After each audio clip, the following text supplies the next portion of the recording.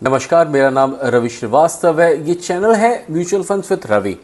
आज के इस वीडियो को स्टार्ट करने के पहले आपको कुछ डेटा दिखाना चाहते हैं। ये डेटा देखिए, ये बीएससी टेक का डेटा है। बीएससी टेक एक इंडेक्स है और इसका डेटा देखिए, ये एक साल का डेटा है। अक्टूबर 7, 2024 को जहाँ पे ये 19,638 पे चल रहा है, वहीं एक साल पहले तकरीबन अक्टूबर 12 को ये 14,622 पे चल रहा है। 1 ईयर का CAGR तकरीबन 34.6% का है। वहीं इसको कंपेयर कीजिए और ये डेटा देखिए, ये भी BSC टेक का है और ये 5 ईयर्स का है। 5 ईयर्स का CAGR तकरीबन 21.1% का चल रहा है, जहाँ पे ये 26 सितंबर अप्रॉक्स 2024 को ये 19,935 पे था। वहीं अक्टूबर 15, 2019 में ये 7,480 पे चल रहा था। यानी तकरीबन मान के चलिए दुगना या दुगने से ज़्यादा की ग्रोथ है। अगर भारत डिजिटल को देखें, यानी इंडिया डिजिटल को देखें, तो इंडिया डिजिटल तकरीबन 4 टाइम्स ज़्यादा ग्रो कर रही है भारत की जीडीपी से, जहां पे जीडीपी की ग्रोथ तकरीबन 1.7x के आसपास चल रही है। वहीं डिजिटल सेक्टर तकरीबन 4x चल रहा है।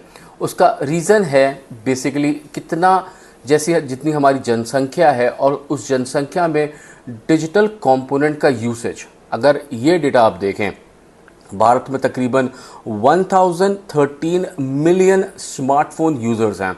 तकरीबन 72.3% की पेनिट्रेशन है स्मार्टफोन यूज़र्स की। वहीं यूपीआई यूज़र्स देखें तो तकरीबन 350 मिलियन इस समय यूपीआई यूज़र्स हैं। इंटरनेट यूज़र्स देखें तो 751 मिलियन इंटरनेट यूज़र्स हैं। 52.4% लोग इस समय इंटरनेट यूज़ कर रहे हैं। वहीं डिजिटल बिजनेस को देखें तो डिजिटल बिजनेस आगे बढ़ रहा है और अच्छा परफॉर्म कर रहा है। अगर सेक्टर्स देखें कि किस तरह से इंडिया के सेक्टर्स एक्सपैंड कर रहे हैं, तो यहाँ पे देखिए B2C ई कॉमर्स को देखिए, जो कि तकरीबन 2022 में 60 to 65 बिलियन पे था। वही 2030 में एक्सपेक्टेशन है कि ये 350 से 380 बिलियन तक जा सकता है। वहीं ऑनलाइन ट्रैवल को देखें तो जो 2022 में 13 to 15 बिलियन चल रहा था, वही 2030 में 55 to 60 बिलियन तक जा सकता है। ऑनलाइन मीडिया 8 to 9 बिलियन 2022 में था, वो 40 to 50 बिलियन की ग्रोथ ले सकता है। ऑनलाइन फूड देखें तो 8 to 9 बिलियन 2022 में था, वो 35 to 40 बिलियन तक आगे जा सकता है। कई बार हम कंफ्यूज हो जाते हैं आईटी में और डिजिटल में। हमको ऐसा लगता है कि आईटी ही डिजिटल को कहा जाता है, पर ऐसा नहीं है। अगर एक डिफरेंस देखें कि आईटी और डिजिटल में क्या डिफरेंस है, तो आईटी फील्ड एक ब्रॉडर फील्ड है जिसको कि यूज़ किया जाता है जब इम्प्लीमेंट करते हैं computer systems, network, technology, infrastructure. जबकि डिजिटलाइजेशन जो है वो यूज़ किया जाता है जब टेक्नोलॉजी को यूज़ किया जाता है दूसरे बिजनेस नीड्स में। यानी कि जब आप यूपीआई यूज़ करते हैं, या फिर जब आप मोबाइल फ़ोन यूज़ करते हैं, या फिर जब आप ई कॉमर्स करते हैं, उस चीज़ को डिजिटलाइजेशन कहा जाता है। आज के इस वीडियो में हम डिस्कस करेंगे एक नए म्यूचुअल फंड के बारे में जिसका नाम है Motilal Oswal digital India fund.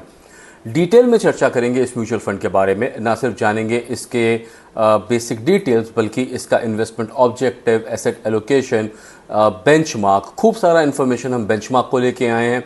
तो बेंचमार्क के बारे में बात करेंगे, साथ में डिस्कस करेंगे उन म्यूचुअल फंड्स को जो कि सेम बेंचमार्क पे चल रहे हैं और उनकी परफॉर्मेंस कैसी है। वीडियो को स्टार्ट करने से पहले आपसे निवेदन है कि अगर आप हमारे चैनल पर पहली बार आए हैं तो हमारे चैनल को ज़रूर सब्सक्राइब कीजिएगा। अगर ये वीडियो अच्छा लगे तो उसको लाइक कीजिएगा और कमेंट करके हमें ज़रूर बताइएगा कि आपको इस वीडियो में क्या अच्छा लगा। आइए शुरू करते हैं और डिस्कस करते हैं ये नया म्यूचुअल फंड।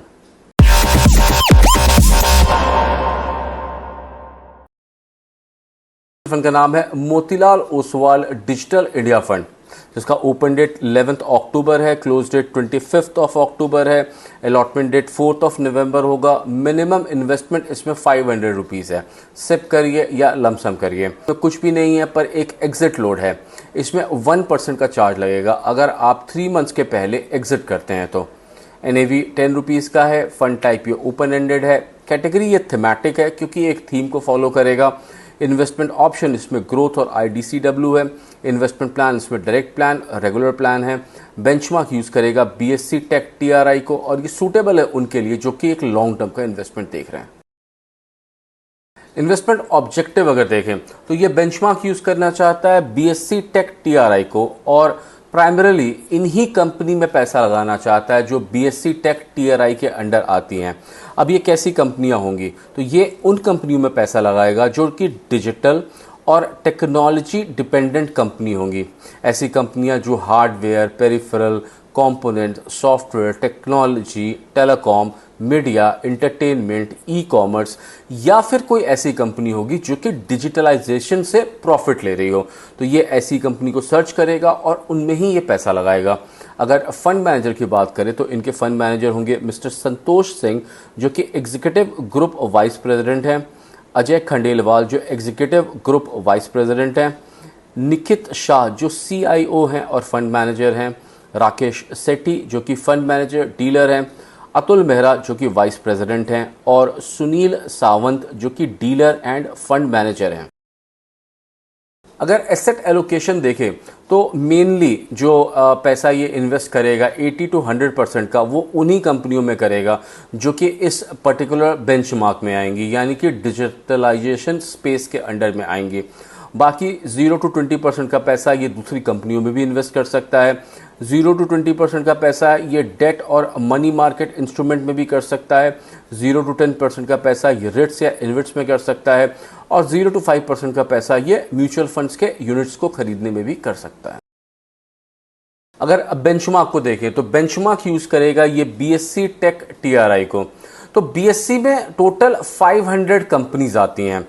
500 कंपनीज में वो कंपनियां जो कि कॉन्स्टिट्यूट करेंगी मीडिया एंड पब्लिशिंग को, information technology, telecommunications, in sector पे जो डिफाइंड होंगी उन कंपनियों को मिला के एक बेंचमार्क, एक इंडेक्स क्रिएट किया गया है जिसको कहते हैं BSE टेक TRI।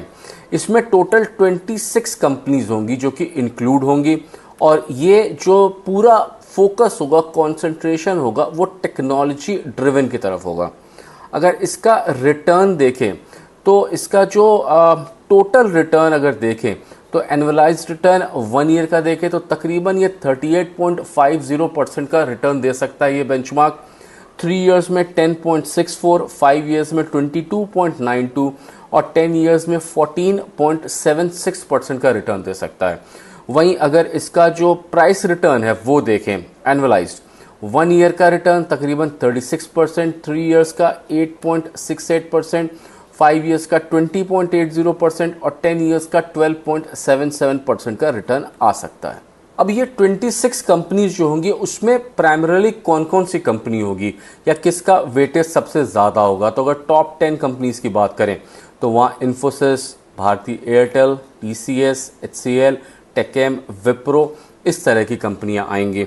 इसको थोड़ा और ब्रेक डाउन करते हैं और समझते हैं कि आखिर ये टेक जो डिजिटल की बात कर रहे हैं या BSE टेक की बात कर रहे हैं, इसमें कौन कौन सी कंपनियां आती हैं और कितनी कंपनियां आती हैं। तो सबसे पहले इसमें वो कंपनियां आएंगी जो कि कंप्यूटर सॉफ्टवेयर एंड कंसल्टिंग में से आती हैं, जैसे इन्फोसिस आएगी, टाटा आएगी, विप्रो आएगी, मेफिस आएगी, HCL, TCS, कॉनफोर्ज, इस तरह की कंपनियां आएंगी। इसके बाद केवल IT ही नहीं होगा, यानी कि आप ये मत समझिए कि केवल सॉफ्टवेयर डेवलपमेंट की कंपनी होगी। इसके बाद आएगा TV broadcasting and software production, जिसमें कि जी एंटरटेनमेंट एंटरप्राइज आएगा, सन लिमिटेड आएगा, TV18 ब्रॉडकास्ट लिमिटेड आएगा।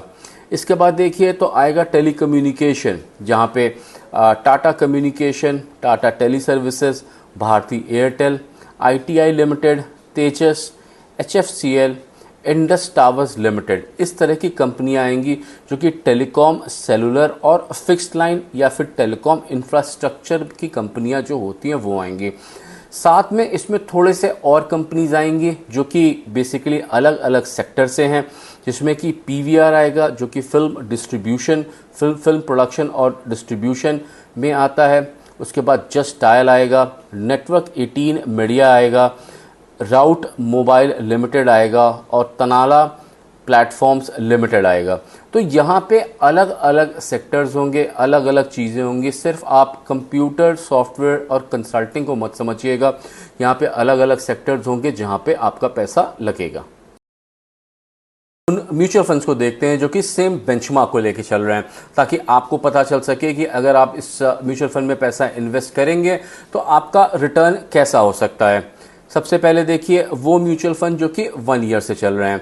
हमारे सामने HDFC टेक्नोलॉजी फंड है जिसका NAV 14.45 है और क्वांट टेक फंड है जिसका NAV 14 रुपीज़ का है। 1 ईयर की परफॉर्मेंस HDFC ने दी है 42.88% की और क्वांट ने दी है 39.33% की। इनका AUM है HDFC का 1345 करोड़ का और क्वांट का है 405 करोड़ का। हमने यहाँ पे 4 म्यूचुअल फंड ऐड किए हैं। सबसे पहले Aditya Birla, Franklin India, ICICI prudential और SBI, ये सभी सेम बेंचमार्क के ऊपर चल रहे हैं। तो इनका परफॉर्मेंस जैसा होगा वैसा हो सकता है कि इस नए म्यूचुअल फंड का भी परफॉर्मेंस होगा। 5 ईयर्स का डेटा देखते हैं। 5 ईयर्स में तकरीबन ये 20 जो आदित्य बिरला है उसने 29.67 का रिटर्न दिया, वहीं फ्रैंकलिन है 29.41 का, ICICI ने 30.81 का और SBI ने 28.42 का। यानी ICICI प्रूडेंशियल टेक्नोलॉजी फंड ने सबसे ज़्यादा 30.81 का रिटर्न दिया है। वहीं सबसे कम की बात करें तो SBI टेक्नोलॉजी अपॉर्चुनिटीज़ फंड ने 28.42 का दिया है। जब से ये लॉन्च हुए हैं तब से अगर देखें तो सबसे अच्छी परफॉर्मेंस जो चल रही है वो ICICI प्रूडेंशियल की है जो कि 23.55% का रिटर्न अभी तक दिया है। वहीं फ्रैंकलिन इंडिया जो है उसका ख़राब चल रहा है, ख़राब तो नहीं कहेंगे पर ये कहेंगे कि इनसे जब हम कंपेयर कर रहे हैं तो नीचे चल रहा है, वो 21.28% का है। तो तकरीबन आप एक्सपेक्ट कर सकते हैं अगर मार्केट सिमिलर रहे, सिमिलर कंडीशंस रही, ग्रोथ वैसा ही चलता रहा तो मैक्सिमम अगर आप देखें तो 23.55% एनुअली या फिर 21.28% तक जा सकता है। साथ में इनका AUM भी है। ICICI का तकरीबन 14,209 करोड़ का AUM है, वहीं आदित्य बिरला का 5,273 करोड़ का है। आज के छोटे से वीडियो में हमने डिस्कस किया एक नए म्यूचुअल फंड के बारे में जिसका नाम है Motilal Oswal digital India fund. एक बार रिकैप कर लेते हैं। ओपन डेट 11 अक्टूबर है, क्लोज डेट 25 अक्टूबर है, अलॉटमेंट डेट 4 नवंबर है। इसमें 500 रुपीज़ आप सिप या लमसम कर सकते हैं। एंट्री लोड कुछ भी नहीं है, एग्जिट लोड 1% का है। अगर आप जितना भी आपको एलोकेट होगा NFO के टाइम में उसको अगर आप सेल करना चाहते हैं 3 महीने के पहले, 3 मंथ्स के पहले, तो आपको 1% का चार्ज लगेगा। NAV इसका 10 रुपीज़ का होगा। फंड टाइप ये ओपन एंडेड है। जो बेंचमार्क है वो BSE टेक TRI है। ये थीमेटिक फंड है, ये ध्यान रखिएगा, ये इंडेक्स फंड नहीं है। तो यहाँ जो फंड मैनेजर है वो मार्केट को देख के अपने हिसाब से, अपनी सोच के हिसाब से पैसा इन्वेस्ट करता रहेगा। ये सूटेबल है उनके लिए जो कि एक लंबे टाइम का इन्वेस्टमेंट देख रहे हैं। अगर आपने वीडियो यहाँ तक देखा, आपको ये वीडियो अच्छा लगा, अगर आप हमारे चैनल पर पहली बार आए हैं तो आपसे निवेदन है कि आप हमारे चैनल को ज़रूर सब्सक्राइब कीजिएगा। अगर ये वीडियो अच्छा लगे तो लाइक कीजिएगा और कमेंट करके हमें ज़रूर बताइएगा कि आपको इस वीडियो में क्या अच्छा लगा। मेरा नाम रवि श्रीवास्तव है। Thank you.